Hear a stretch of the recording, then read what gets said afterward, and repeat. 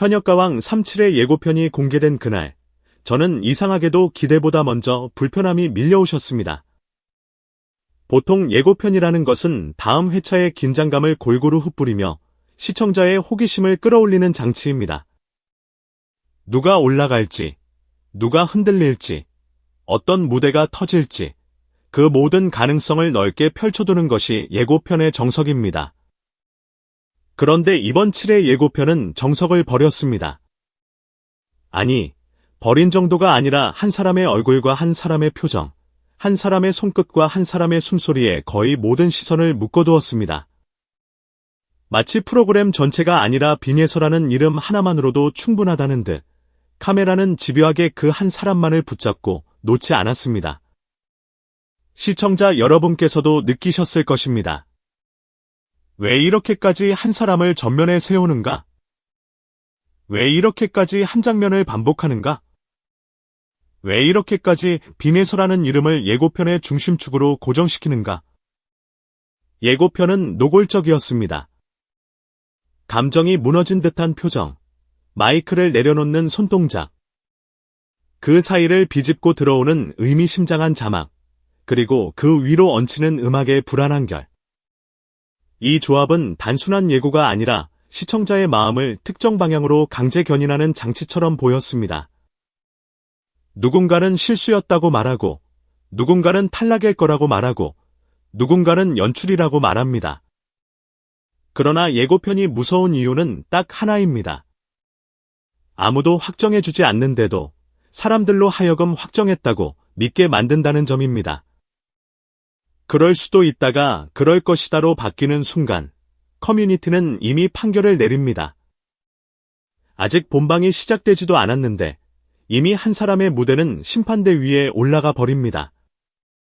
예고편이 던진 것은 정보가 아니라 분위기였고, 그 분위기는 너무도 정확히 빈해서 한 사람에게만 꽂혀 있었습니다. 여기서 가장 먼저 떠올라야 할 질문이 있습니다. 만약 그 장면이 정말 실수였다면 제작진은 왜 그 실수를 이렇게까지 서사로 포장했을까요? 반대로 만약 그 장면이 실수가 아니라 감정의 자연스러운 폭발이었다면 제작진은 왜 그 감정을 감동이 아니라 불안으로 가공했을까요? 눈물은 원래 인간의 진심입니다. 그런데 방송이 눈물을 다루는 방식은 종종 잔인합니다.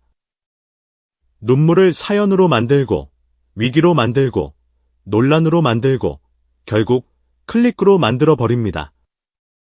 그러면 눈물은 더 이상 눈물이 아닙니다. 소비 가능한 장면이 됩니다. 그 장면이 반복될수록 시청자에게는 자극이 되지만 당사자에게는 낙인이 됩니다. 그리고 이번 예고편은 그 낙인이 찍히는 순간을 아주 치밀하게 설계해둔 듯 보였습니다. 왜 하필 빈예서였을까요? 여기에는 단순한 우연이 아니라 계산이 숨어있을 가능성이 큽니다. 빈예서라는 이름은 이미 화제성의 축입니다. 조회수, 커뮤니티 언급량, 팬덤 반응, 댓글의 속도, 기사 제목에 붙는 파급력까지. 한 사람의 존재가 프로그램 전체의 온도를 끌어올리는 경우가 있습니다. 제작진 입장에서는 이런 인물은 축복입니다. 그러나 동시에 위험입니다. 축복과 위험이 동시에 열리는 지점에서 제작진은 유혹을 받습니다. 더 크게 잡아야 한다. 더 자주 보여줘야 한다. 더 강하게 흔들어야 한다. 잘 되면 영웅서사가 되고 잘못되면 희생양 서사가 됩니다. 그리고 시청률이 출렁이는 경연 프로그램에서는 그 경계선이 너무 쉽게 무너집니다. 이번 7회는 준결승 진출을 앞둔 마지막 관문이라는 분기점에 있습니다.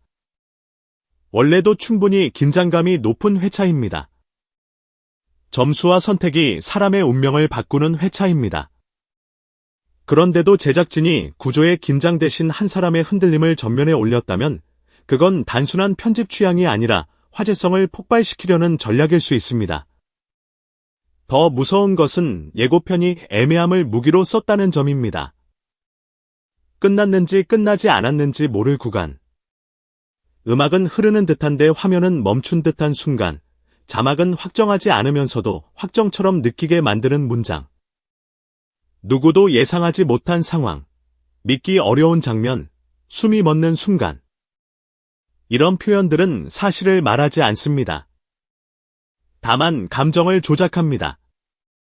시청자는 그 애매함 때문에 더 궁금해지고, 커뮤니티는 그 빈틈을 추측으로 채우기 시작합니다. 가사를 틀렸다는 말이 돌고, 탈락이라는 말이 퍼지고, 이미 결과를 알고 있다는 듯한 댓글들이 줄을 섭니다. 이렇게 되면 본방이 어떤 결과를 내놓아도 참가자는 손해를 봅니다. 잘해도 연출이었다고 하고, 흔들리면 역시 그랬다고 합니다. 어떤 결말이든 비난의 재료가 남습니다. 이것이야말로 예고편이 만든 가장 잔인한 구조입니다. 한 사람을 중심에 세우는 순간, 그 사람은 주인공이 아니라 표적이 될 수 있습니다. 그렇다면 빈에서가 왜 마이크를 내려놓았는가라는 질문은 어떻게 다뤄져야 할까요? 저는 이 질문을 실수냐 감정이냐로 단정하고 싶지 않습니다. 무대는 기술만의 자리가 아닙니다. 무대는 감정의 자리입니다. 특히 가족 서사가 얹힌 곡이라면 감정의 밀도는 일반적인 경연곡과 비교할 수 없을 정도로 높아집니다. 아버지와 관련된 노래라는 정황이 맞다면 그 무대는 단순한 경쟁이 아니라 고백에 가깝습니다. 목이 잠기고 숨이 끊기고 손이 떨릴 수 있습니다. 그 순간 마이크를 내려놓는 행동이 꼭 포기의 뜻만은 아닙니다. 감정을 추스르기 위한 아주 짧은 멈춤일 수도 있습니다.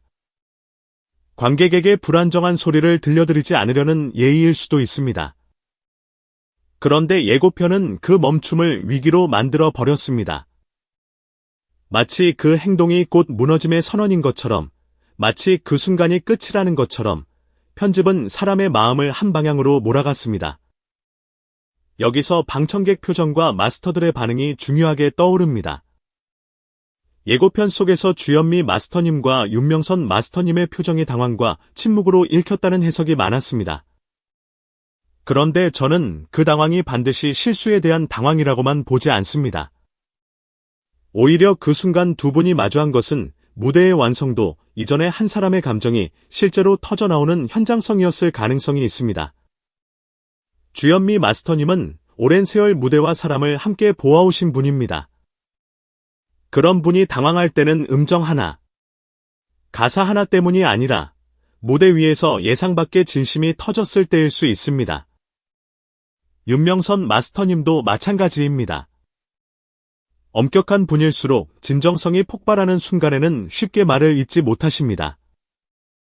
당황이 지나고 침묵이 찾아온다면 그것은 비난의 침묵이 아니라 판단을 미루는 침묵일 수도 있습니다. 점수로 자를 수 없는 순간을 마주했을 때 베테랑은 함부로 말하지 않기 때문입니다. 그런데 예고편은 그 침묵을 불길함으로 번역해버립니다. 이 번역이 문제입니다. 현장에서의 침묵은 다양한 의미를 가질 수 있습니다. 존중일 수도 있고, 배려일 수도 있고, 놀람일 수도 있고, 마음을 다잡는 시간일 수도 있습니다. 하지만 방송 편집은 종종 그 침묵을 위기의 징후로 바꿉니다. 시청자의 가슴을 쥐어짜기 위해, 프로그램의 긴장감을 끌어올리기 위해, 한 사람의 흔들림을 사건으로 만들기 위해, 바로 여기서 우리는 다시 질문해야 합니다. 왜 빈에서 한 사람만 붙잡았을까요? 왜 제작진은 그 많은 참가자들의 무대 중에서, 그 많은 갈등과 경쟁과 점수의 드라마 중에서 굳이 한 사람의 취약한 순간을 중심에 세웠을까요? 답은 단순합니다. 한 사람의 취약함이 가장 빠르게 퍼지기 때문입니다. 한 사람의 눈물이 가장 쉽게 클릭되기 때문입니다. 한 사람의 흔들림이 가장 강하게 논쟁을 만들기 때문입니다. 그리고 논쟁은 프로그램을 떠받치는 연료가 됩니다. 그러나 그 연료가 인간의 마음이라면 그 프로그램은 결국 신뢰를 잃게 됩니다. 공정성 논란이 이미 존재했던 프로그램이라면 더욱 그렇습니다.